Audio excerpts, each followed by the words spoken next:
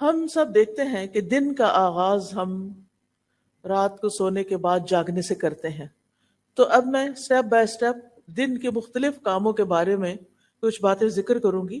آپ اپنے پاس نوٹ بھی کر سکتے ہیں، اپنے پاس ٹو ڈو لسٹ بنا سکتے ہیں کہ آپ نے کیا کیا کرنا ہے.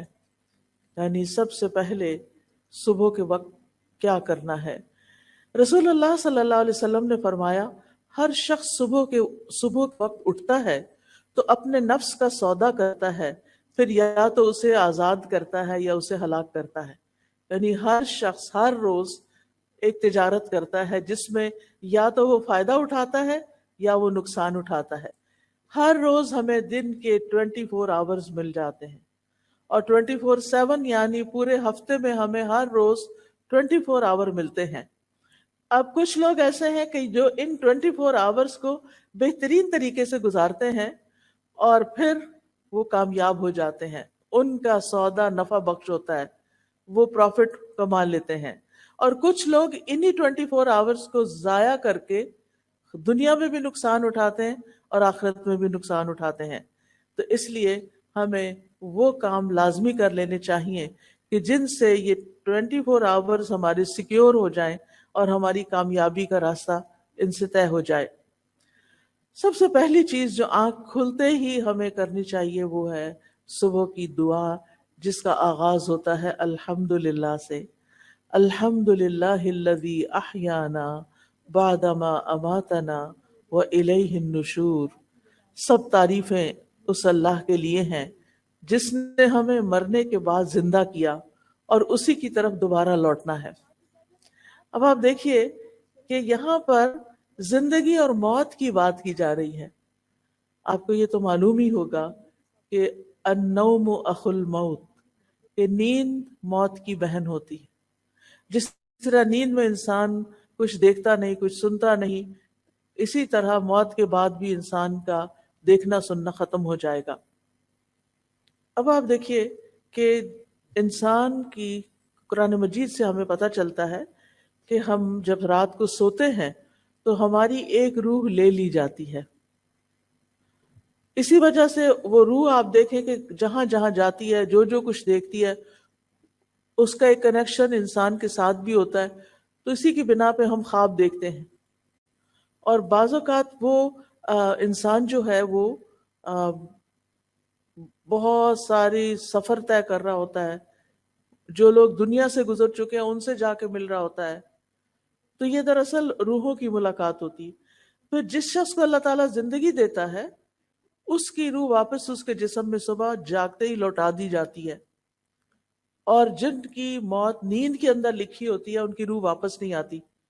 اسی لیے آپ نے ضرور یہ سنا ہوگا کہ فلاں شخص سویا تو پھر اٹھا ہی نہیں، کیونکہ اس کی وہ روح جس پر اس کی زندگی کا دار و مدار تھا وہ اس کو واپس نہیں دی گئی. تو یاد رکھیے ہماری زندگی اور ہماری موت ٹوٹلی اللہ سبحانہ و تعالیٰ کے کنٹرول میں ہے. اس لیے ہر روز جب صبح ہمیں زندگی کا ایک اور دن ملتا ہے تو ہمیں کیا کرنا چاہیے؟ اللہ کا شکر ادا کرنا چاہیے کہ مجھے ایک اور دن مل گیا، اور پھر خوش ہونا چاہیے کہ مجھے اپنی آخرت کی کمائی کے لیے مزید وقت مل گیا ہے. اور یاد رکھیے کہ جب انسان شکر ادا کرتا ہے تو اللہ تعالیٰ کا وعدہ ہے لَإِن شَكَرْتُمْ لَأَزِيدَنَّكُمْ، اگر تم نے شکر ادا کیا تو میں تمہیں اور زیادہ عطا کروں گا. جو بندہ شکر گزار ہوتا ہے، گریٹفل ہوتا ہے، اس کی نعمتوں میں اضافہ ہوتا چلا جاتا ہے. پھر آپ دیکھیے کہ ہم عام طور پر بھی اللہ سبحانہ تعالیٰ کی اللہ کی تعریف کیوں کریں؟ آپ دیکھتے ہیں کہ قرآن مجید سے ہمیں پتہ چلتا ہے کہ کائنات کی ہر چیز اللہ کی تسبیح بیان کر رہی ہے. اگر یہ پہاڑ اور یہ درخت اور یہ پھول اور پھل اور یہ پتے اور یہ تمام چیزیں اللہ کی تسبیح کرتی ہیں تو پھر ہم پیچھے کیوں رہیں؟ ہمیں تو اللہ تعالیٰ نے افضل المخلوقات بنایا ہے، باقی چیزوں کو ہمارے لیے بنایا ہے. اگر آپ کے گھر میں لگا ہوا درخت اللہ کی تسبیح کر رہا ہے اور آپ سو ہی رہے ہیں تو آپ سوچئے کہ پھر اللہ کے نزدیک وہ درخت زیادہ اچھا ہے جو اس کی تعریف کر رہا ہے، یا وہ انسان جو شیطان کے بہکاوے میں آ کے غافل ہو کے نماز کے وقت میں سو رہا ہے؟ قرآن مجید میں آتا ہے تسبح له السماوات السبع والارض ومن فیہن وان من شیء الا یسبح بحمدہ ولکن لا تفقہون تسبیحہم، ساتوں آسمان اور زمین اس کی تسبیح کرتے ہیں، یعنی اللہ سبحانہ تعالیٰ کی، اور جو بھی ان میں چیزیں ہیں وہ بھی، اور کوئی بھی چیز ایسی نہیں مگر وہ اس کی حمد کے ساتھ اس کی تسبیح کرتی ہے، لیکن تم ان کی تسبیح کو سمجھتے نہیں، یعنی انسان کو ان کی زبان نہیں معلوم، ان کی تسبیح کا طریقہ نہیں معلوم۔ بے شک وہ ہمیشہ سے بردبار نہایت بخشنے والا ہے، یعنی اللہ رب العزت انسانوں کو معاف کر دیتا ہے کہ جس وقت ساری کائنات اللہ کی حمد بیان کر رہی ہوتی ہے، سارے فرشتے اللہ تعالیٰ کی عبادت میں لگے ہوئے ہوتے ہیں، وہاں ایک انسان جس کو اختیار دیا گیا، جس کو اللہ تعالیٰ نے چوائس دے دی ہے، وہ اپنی چوائس سے اللہ کی عبادت کرے تو ساری مخلوق سے افضل ہو جاتا ہے، اور جب وہ اللہ کی دی ہوئی اس آزادی سے فائدہ نہیں اٹھاتا اور اللہ کی نافرمانی کرتا ہے تو ساری مخلوقات سے زیادہ نچلا ہو جاتا ہے۔ ثم رددناہ اسفل سافلین، اسفل سافلین، سافل کہتے ہیں نیچے گرنے والے کو، اور اسفل جو سب سے نیچے جا گرے۔ جب ساری کائنات اللہ کا ذکر کرے گی اور انسان نہیں کرے گا تو انسان تو پیچھے رہ جائے گا نا، اس کو تو عزت اسی میں ملے گی کہ وہ اپنی چوائس سے یہ سب کچھ کرے۔ نبی صلی اللہ علیہ وسلم نے فرمایا قیامت کے دن اللہ تعالیٰ کے سب سے افضل بندے وہ ہوں گے جو کثرت سے اللہ کی تعریف کرنے والے ہیں۔ تو اس لیے جو نعمت بھی آپ کو ملے اس پر الحمدللہ ضرور کہیے۔ حدیث میں آتا ہے الحمدللہ کہنا میزان کو نیکیوں سے بھر دیتا ہے۔ اتنا بڑا کلمہ ہے یہ کہ اللہ میں تیری تعریف کرتی، تیری حمد و ثنا کرتی ہوں۔ پھر اسی طرح اگر انسان پانی کا ایک گھونٹ بھی پیتا ہے، ایک گھونٹ، اور اس کے بعد الحمدللہ کہتا ہے تو اللہ تعالیٰ اس بندے سے راضی ہو جاتا ہے۔ اب آپ صبح کے وقت اٹھ گئے، صبح کے وقت اٹھ کر آپ نے دعا پڑھی، زندگی ملنے پر اللہ کا شکر ادا کیا۔ اب اس شکر کا عملی طریقہ کیا ہے کہ آپ نماز فجر ادا کریں۔ تو اٹھنے کے بعد پہلا کام نماز فجر ادا کرنا ہے، کیونکہ سورج نکلنے کے ساتھ ہی نماز فجر کا وقت چلا جاتا ہے، تو اس کو with in time, with in limits ہمیں ادا کرنا ہوتا ہے۔ فجر کی نماز جو ہے یہ عمل کی پہلی بنیاد ہے۔ اس وقت آپ نے ثابت کر دیا کہ آپ اللہ کے بندے ہیں یا اپنے نفس کے بندے ہیں۔ جو نفس کے بندے ہوتے ہیں وہ اپنی مرضی کے کام کرتے ہیں اٹھ کے، اور جو اللہ کے بندے ہوتے ہیں، جو اللہ کی عبادت گزار ہوتے ہیں، وہ پہلا کام کیا کرتے ہیں؟ نماز ادا کرتے ہیں۔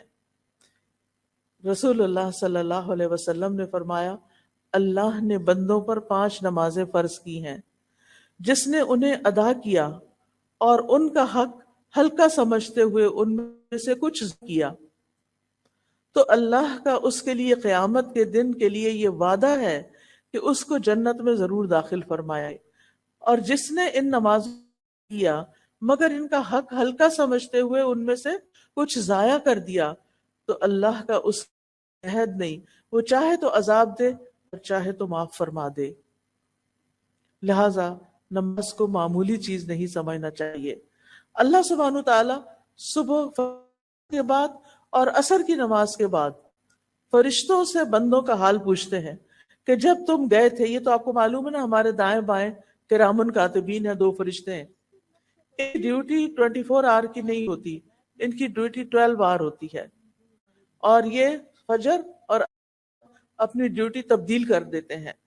جو فجر کے وقت آتے ہیں وہ عصر کے وقت تک ہم نے جو کچھ کیا ہوتا ہے وہ سارا لکھ کر واپس لے جاتے ہیں، اور وہاں سے نیکسٹ فریش فرشتے آ جاتے ہیں جو اگلے وقت کے لیے، پوری رات کے لیے ہمارے اعمال لکھتے ہیں، اور پھر وہ فجر کے وقت واپس جاتے ہیں اور نئے فرشتے فجر کے وقت ہمارے پاس آ جاتے ہیں۔ جب یہ واپس جانتے ہیں تو اللہ تعالیٰ خود ان سے پوچھتے ہیں کہ تم نے بندوں کو کس حال میں چھوڑا؟ وہ کہتے ہیں ہم نے اس حال میں چھوڑا کہ وہ نماز پڑھ رہے تھے، اور اس حال میں ان کے پاس پہنچے کہ وہ نماز پڑھ رہے تھے۔ تو جو شخص فجر اور عصر کی نماز کا اہتمام کرتا ہے، اس کی ڈیلی رپورٹ اللہ سبحانہ وتعالیٰ کے پاس بہت بہترین جاتی ہے کہ وہ نماز پڑھ رہے تھے۔ پھر قیامت کے دن سب سے پہلا سوال بھی کس کے بارے میں ہوگا؟ نماز کے بارے میں۔ اگر نماز درست ہوئی تو ساری چیزیں ٹھیک ہو جائیں گی، اور اگر نماز درست نہیں تو سارے اعمال میں بگاڑ آ جائے گا۔ صلی اللہ علیہ وسلم نے فرمایا، وہ آدمی ہرگز آگ میں نہیں جائے گا جس نے سورج نکلنے سے پہلے، غروب ہونے سے پہلے نماز پڑھی، یعنی فجر اور عصر کی نماز پڑھی۔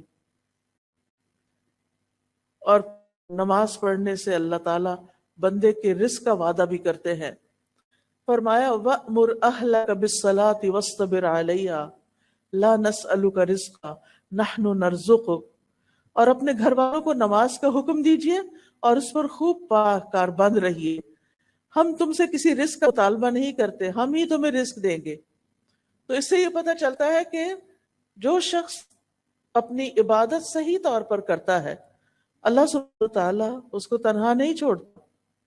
نماز سے انسان کے گھر میں برکت آتی ہے، اس لیے خود بھی نماز ادا کرنی چاہیے اور گھر والوں کو بھی اس کا حکم دینا چاہیے۔ فجر کی سنتوں کو کبھی نہ چھوڑیں۔ نبی صلی اللہ علیہ وسلم نے فرمایا، فجر سے پہلے کی 2 رکعتیں دنیا اور جو کچھ اس میں ہے اس سے بہتر ہے۔ فجر کی سنتیں بہتر کس سے؟ پوری دنیا سے۔ اگر آپ کو پوری دنیا بھی مل جائے تو بھی وہ کم ہے بنسبت اس کے کہ آپ 2 رکعت نماز سنت ادا کریں، اور اگر سنت کا اتنا بڑا اجر ہے تو پھر فرض کا کیا ہوگا؟ یاد رکھیے، فجر کے وقت ذمت ہے، فجر کے وقت سونا درست نہیں۔ نبی صلی اللہ علیہ وسلم نے فرمایا، ایک آدمی جو رات سے لے کر صبح تک سوتا رہا، آپ نے اس کے بارے میں فرمایا یہ وہ شخص ہے جس کے کان میں شیطان نے پیشاب کر دیا تھا۔ شیطان بھی ہم نے نہیں دیکھا اور اس کا پیشاب بھی نہیں دیکھا، لیکن نبی صلی اللہ علیہ وسلم نے فرمایا ہے تو بات درست، کیونکہ آپ صادق اور امین تھے۔ یہ بات تو ہم سب جانتے ہیں، سبھی مانتے ہیں۔ مراد اس سے یہ ہے کہ اس شخص کے اوپر خوب نحوست طاری ہوگی، اسی لیے آپ لیٹ اٹھتے ہیں، نماز نہیں ادا کرتے، اللہ کا ذکر نہیں کرتے، آپ کی طبیعت سارا دن بوجھل رہتی ہے۔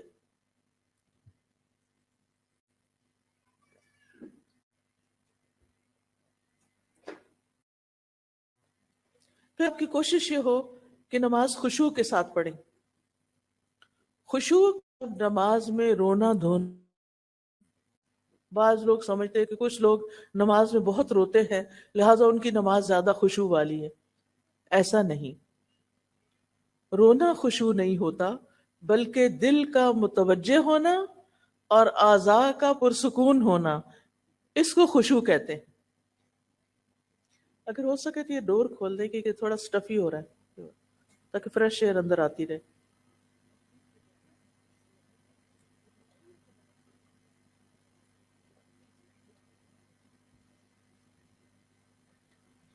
خشوع کس کو کہتے ہیں؟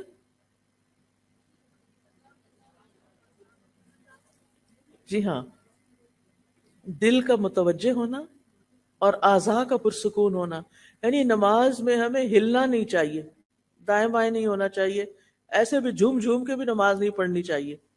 نماز میں سٹل، بالکل ساکت کھڑے ہونا چاہیے کہ اگر کوئی پرندہ بھی آ کے بیٹھ جائے تو وہ بیٹھا رہے کہ یہ شخص شاید یہ کوئی پول ہے یا کچھ اور ہے۔ اور اس بات کا خیال رکھنا کہ میں اللہ کے سامنے کھڑی ہوں، اس سے خشوع آتا ہے۔ بہت سے لوگ یہ کوشچن کرتے ہیں نماز میں کیسے جائیں؟ بس یہ سوچ لیں نماز پڑھنے سے پہلے کہ میں اللہ سبحانہ وتعالیٰ کے سامنے کھڑی ہوں، پھر اپنے رب سے سرگوشیاں کریں، چپکے چپکے باتیں کریں، یعنی نماز کے الفاظ ادا کریں۔ خشوع کے بغیر نماز ایسے ہی ہے جیسے روح کے بغیر جسم. خشوع نماز کی روح ہے. اور کامیاب ہونے والے مومنوں کی صفت یہ ہے قد افلح المؤمنون الذین هم فی صلاتهم خاشعون. یقیناً فلاح پا گئے وہ مومن جو اپنی نمازوں میں خشوع اختیار کرتے ہیں. رسول اللہ صلی اللہ علیہ وسلم نے فرمایا جب کوئی شخص نماز پڑھتا ہے تو وہ اپنے رب تبارک و تعالیٰ سے سرگوشی کرتا ہے. چنانچہ اسے معلوم ہونا چاہیے کہ وہ اپنے رب سے کیا سرگوشی کر رہا ہے. لہذا جب آپ نماز میں ہوں تو کھڑے بھی بہت خاموشی یعنی بہت سکون کے ساتھ کھڑے ہوں. رکوع میں جائیں تو ٹک جائیں پھر کھڑے ہوں. سجدے میں جائیں تو ماتھا اور ناک آپ کا زمین پر ٹک جائے اور تسبیحات پڑھیں. ہر ہڈی اپنے جوڑ پر آ جائے اور پھر آپ سیدھے کھڑے ہوں. یعنی یہ نہیں کہ آپ رکوع میں گئے ہیں ایسے جلدی سے نیچے ہوئے پھر کھڑے ہو گئے پھر جلدی سے سجدہ. کئی لوگ تو دونوں سجدے بس ایک ہی دفعہ سر رکھ کے 2 دفعہ مار کے اٹھ جاتے ہیں. یہ تو سجدہ نہیں ہوتا. ہم اللہ کے سامنے کھڑے. نماز میں یہ سوچ ہمارے اوپر چھائی رہے غالب رہے کہ میں اللہ کے سامنے ہوں, میرا رب مجھے دیکھ رہا ہے. اور اجر کو بھی سامنے رکھے. نبی صلی اللہ علیہ وسلم نے فرمایا تم جب بھی کوئی سجدہ کرتے ہو تو اللہ اس سجدے کی وجہ سے تمہارا ایک درجہ بڑھا دیتا ہے. ہر سجدے کی وجہ سے ایک درجہ بڑھ جاتا ہے اور اسی کے ذریعے تمہاری ایک خطا بھی مٹا دیتا ہے.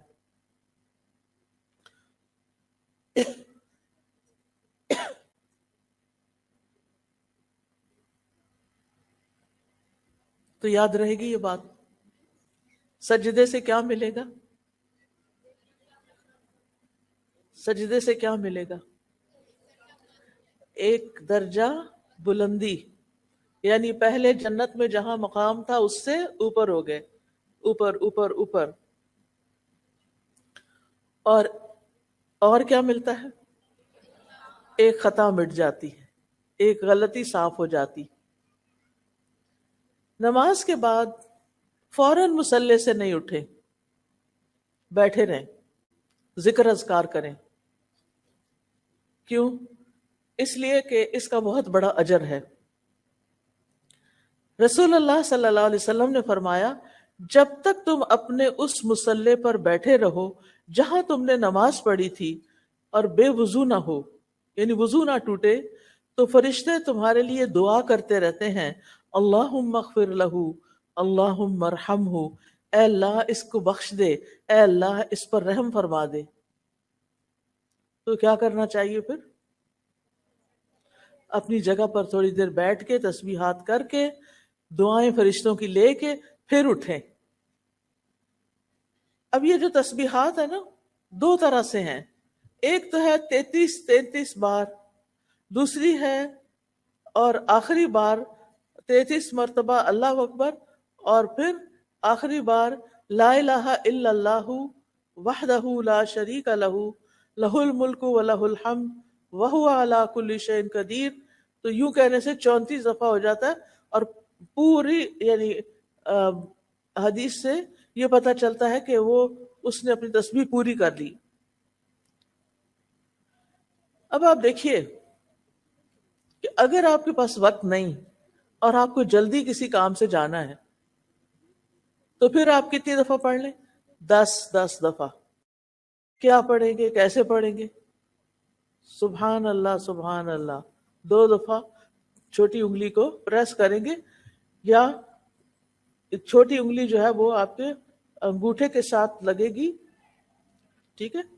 تو آپ کو نمبر یاد رہے گا سبحان اللہ سبحان اللہ سبحان اللہ سبحان اللہ سبحان اللہ سبحان اللہ سبحان اللہ سبحان اللہ اور پھر سبحان اللہ پورے 10 ہو گئے. تو 10 بار تینوں تسبیحات پڑھ لیں. 10 بار سبحان اللہ, 10 بار الحمدللہ اور 10 بار اللہ اکبر. اس کے بارے میں آپ صلی اللہ علیہ وسلم نے فرمایا دو خصلتیں یا دو عادتیں ایسی ہیں کہ اگر کوئی مسلمان بندہ ان کی پابندی کر لے تو جنت میں داخل ہوگا، اور وہ بہت آسان ہے، مگر ان پر عمل کرنے والے بہت کم ہیں۔ ہر نماز کے بعد 10 مرتبہ سبحان اللہ، 10 مرتبہ الحمدللہ اور 10 مرتبہ اللہ اکبر کہے تو زبان کی ادائیگی کے اعتبار سے 150 بار ہے، اور مجموعی طور پر پانچوں نمازوں کے بعد جو عمل ترازو میں رکھا جائے تو 1500 ہے۔ کتنا اللہ سبحانہ تعالیٰ نے اجر لکھا ہے آپ کے لیے۔ اور اگر آپ نہیں پڑھتے، چھوڑ کے اٹھ جاتے، کتنی دیر لگتی ہے؟ 1 منٹ، 2 منٹ، 2 بھی نہیں لگتے۔ ہم اپنا فون، سیل فون میں جا نماز کے ساتھ رکھ کے بیٹھتے ہیں، جو سلام پھیرا فٹافٹ فون اٹھا لیا۔ اور اگر ہمارے کام کا کوئی میسج نہ ہو تو پھر ہم کیا کرتے ہیں؟ کچھ بھی مل جائے وہ چلا لیتے ہیں، اور اتنے بڑی خیر اور خزانے سے محروم ہو جاتے ہیں۔ پھر ایک اور بات یہ ہے کہ اگر انگلیوں پہ تسبیح کریں گے تو زیادہ ثواب ہوگا، انگلیاں گواہ بن جائیں گی، لہذا خوبصورتی کے ساتھ انگلیوں کو استعمال کرنا ہے، جیسے سبحان اللہ سبحان اللہ سبحان اللہ سبحان اللہ، الحمدللہ الحمدللہ، اللہ اکبر، یعنی اس طرح بھی آپ کر سکتے ہیں۔ پھر ہر نماز کے بعد آیت الکرسی پڑھیں، اس کا کیا ثواب ہوتا ہے؟ نبی صلی اللہ علیہ وسلم نے فرمایا ہر فرض نماز کے بعد آیت الکرسی پڑھنے والے کو موت کے علاوہ کوئی چیز جنت میں لے جانے سے نہیں روک سکتی۔ یعنی دنیا میں رہتے ہوئے تو آپ جنت میں نہیں جا سکتے، مرنے کے بعد بھی جنت میں وہ جائے گا جو اللہ کا پسندیدہ ہوگا، اور جو اللہ کا پسندیدہ ہے اس کو اللہ تعالیٰ نے بہت سی خوشخبریاں بھی سنائی ہیں، اس کے لیے آسانیاں بھی کی ہیں۔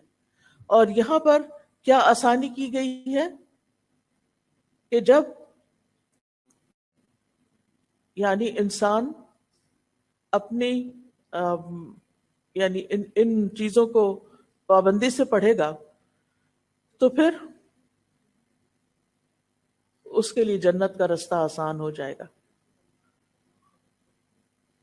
اچھا، قیامت کے دن ہماری انگلیوں سے بھی سوال ہوگا، تو جب ہم ان پہ ذکر کریں گے تو یہ ہمارے حق میں بولیں گی۔ قرآن مجید میں آتا ہے نا، وَتُكَلِّمُنَا أَيْدِيهِمْ وَأَرْجُلُهُمْ، ہم سے کلام کریں گے ان کے ہاتھ اور پاؤں۔ پھر ہر نماز کے بعد قُلْ هُوَ اللَّهُ أَحَدٌ قُلْ أَعُوذُ بِرَبِّ الْفَلَقِ قُلْ أَعُوذُ بِرَبِّ النَّاسِ۔